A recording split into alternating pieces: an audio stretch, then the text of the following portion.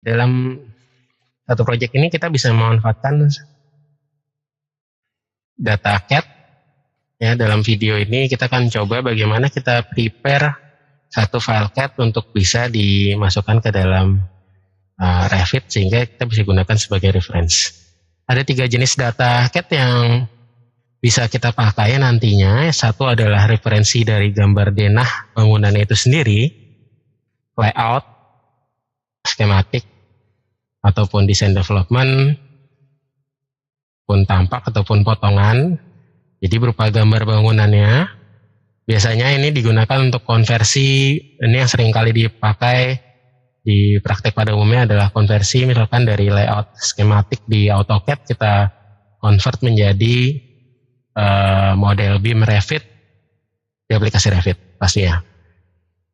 Nah, data yang kedua yang kita bisa manfaatkan jenisnya adalah peta. Seperti yang akan kita coba di pelatihan ini, di tutorial ini ya. Di sini peta yang didapat dari misalkan dinas tata kota ataupun dinas pemetaan yang berisikan pastinya peta satu wilayah, jalan, kontur terutama ya, data sungai, ataupun bangunan sekitar, seperti ini ya. Lalu, peta ini umumnya tidak berisikan namanya geolocation koordinat.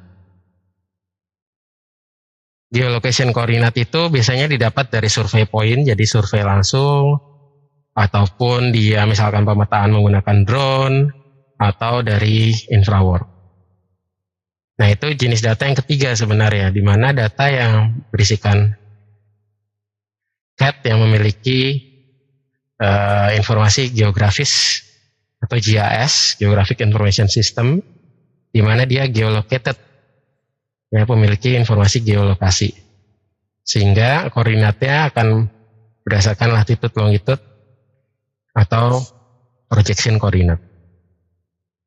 Nah, di sini data yang akan kita pakai adalah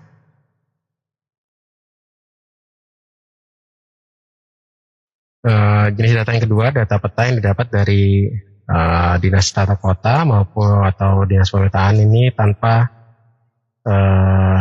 lokasi geografis. Sehingga kita akan menentukan posisi 00 site kita di mana. Kurang lebih workflow-nya pertama, kita akan membersihkan petanya, terus kita menentukan koordinat nolnya, kita menentukan garis ketinggian konturnya seperti apa. Nah, misalkan begini, ini peta CAD yang dibuat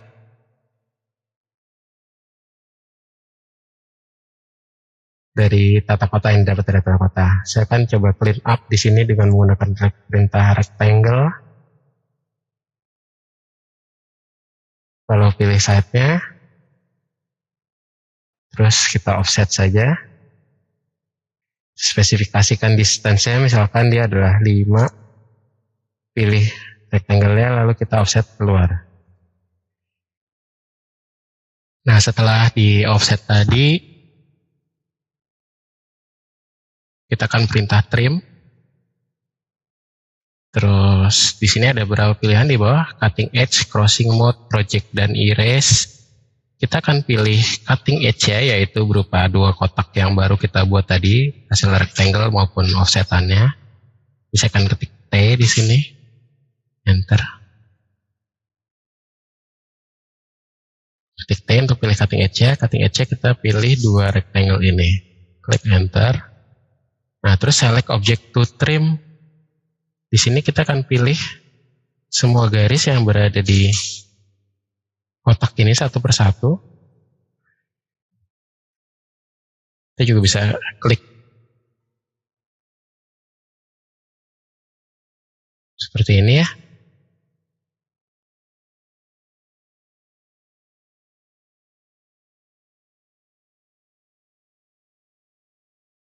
Dan pastikan semua yang ada di dalam kotak ini kita clean up seperti ini.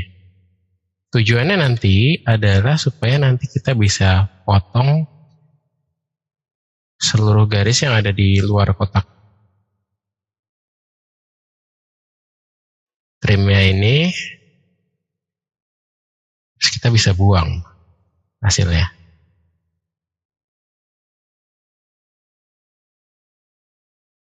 Nah, setelah itu ini tinggal kita pilih aja.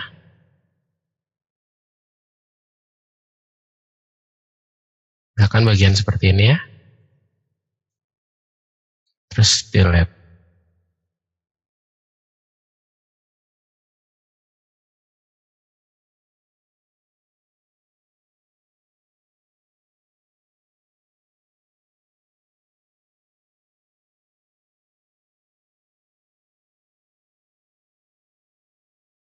Seperti ini. Sehingga nanti di sini kita dapatkan peta yang sudah dengan border seperti ini. Nah, itu cara untuk clean up satu petanya. Nah, terus di sini juga site-nya udah saya tandain yang warna kuning ini. Lalu biasakan ini kita cek layer ya. Biasanya ini ada layer-layer kalau kita terima peta dari satu dinas tata kota. Di sini ada seluruh layernya termasuk kontur jalan, bangunan. Nah, di sini saya bikin tambahan layer baru batas site. Sini, dan ini untuk border ini saya bikin di layer 0. Nah, tujuan pemisahan layer nanti supaya pada saat kita manfaatin datanya di Revit ini akan lebih mudah masuk layer kontur, jalan dan sebagainya. Nah, sekarang setelah kita clean up peta ini, step yang kedua adalah kita perlu mensinkronkan koordinatnya. Menentukan di mana koordinat 00-nya. Nah, di sini perlu diperhatiin juga ini berdaya ke data peta dengan data denah nantinya adalah arah utara. Arah utara ini nanti jadi penting ya. Pada saat kita terima data peta seperti ini, arah utara ini akan selalu menuju ke atas. Namun kan pada saat kalau kita terima data berupa denah skematik, arah utara itu bukan ke atas, tapi arah di atas itu nanti tergantung orientasi bangunan atau orientasi arah entrance-nya seperti apa. Nah, di sini yang kita sudah terima ini arah utara adalah ke atas. Ya, ini nanti perlu diingat pada saat nanti masuk ke Revit ya. Jadi kita harus tahu arah utara kemana. Nah, terus menentukan 00. Pada saat kita mempunyai data CAD yang tidak berisikan informasi geolocation, artinya dia tidak geolocated di satu koordinat di dunia ini, kita perlu menentukan titik 00-nya secara manual. Baik itu misalnya berupa denah maupun peta seperti ini ya. Nah, di sini saya akan menentukan titik 00-nya di salah satu pojok dari site ini bebas ya, saya akan tentukan di titik sini. Ya, maka di situ saya pertama pastikan ini koordinatnya adalah World UCS di sini ya. Ini pastikan ini World UCS. Kalau belum World UCS kita ketik aja UCS. Terus di sini di bawah ada pilihannya ketik W untuk World. Jadi ini World UCS. Karena ini kita nggak pakai geolocation ya. Oke, saya pilih semua. Terus karena titik 0 di sini saya akan pindahkan seluruh peta ini ke titik 00 World UCS ya. Maka saya akan move dengan base pointnya adalah titik ini. Lalu second pointnya saya akan ketik pagar 0,0,0. Enter. Saya zoom ke extend. Nah, di sini. Kalau dia pindah ke titik 00, perhatiin di sini XY-nya dia akan tampil di titik pojok 00 yang kita mau tadi. Seperti ini.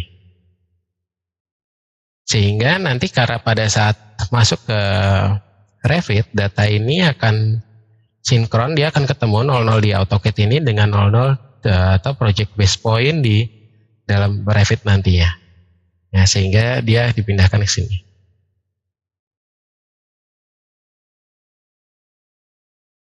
Nah, langkah berikutnya adalah jika kita punya garis kontur, kita akan membuat ketinggian garis kontur ya. Meskipun ini opsional sebenarnya, karena jika punya garis kontur seperti ini, kita bisa manfaatin data garis kontur ini untuk ngebuat nanti topografi di Revit-nya.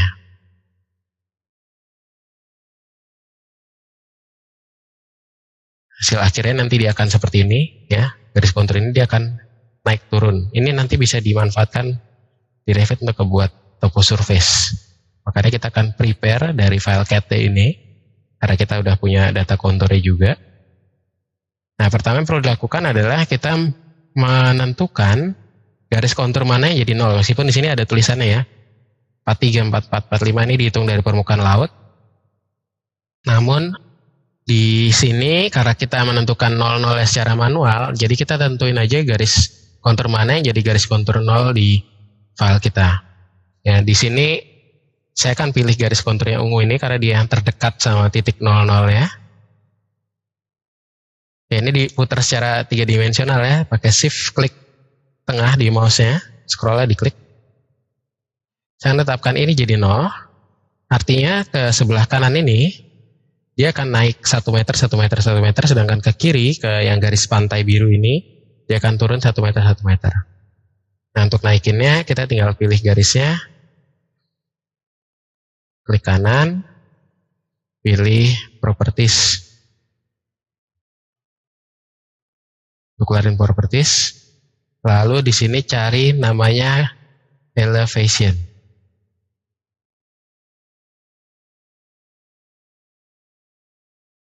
Elevation ini dia akan menentukan di sini kita bikin 1 sehingga dia naik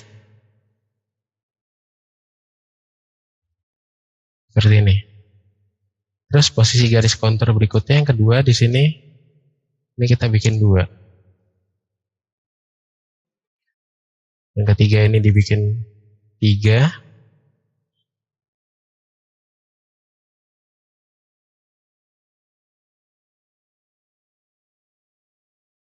Ini bikin 4.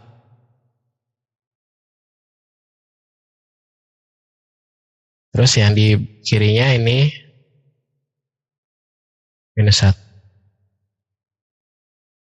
Pastiin garis-garis kontur ini nyambung ya, kayak gini dipilih. Kalau dia nggak nyambung, misalkan kayak garis, ini juga termasuk nanti yang kita turunin. Jadi setelah ini dia minus, ini di paling bawah. Misalnya ini dia -1, ini -2, -3, -4, -5, -6, -7, maka garis ini adalah -8. Nah, jika dia tidak nyambung seperti ini kita bisa sambung dengan pilih semua garisnya, lalu ketik join untuk menyambung garisnya. Nah, garis ini maka dia akan jadi -8 paling bawah dan seterusnya, sehingga di sini menjadi seperti ini. Nah, setelah itu di save. Nah, di sini di file latihan ini sudah ada yang prepared ya, yang udah jadi. Kita bisa pakai yang ini. File ini ready untuk dibawa ke Revit. Jadi ya. Yang paling utama sebenarnya adalah ini, titik 00 ya. Kalau dia berupa denah bangunan, biasanya titik 00 kita ambil di salah satu perpotongan grid, misalkan grid A1 yang paling mudah ya. Kalau gridnya dia ortogonal, kalau gridnya radial ya kita ambil titik tengah dari radialnya, misalkan gridnya seperti stadion.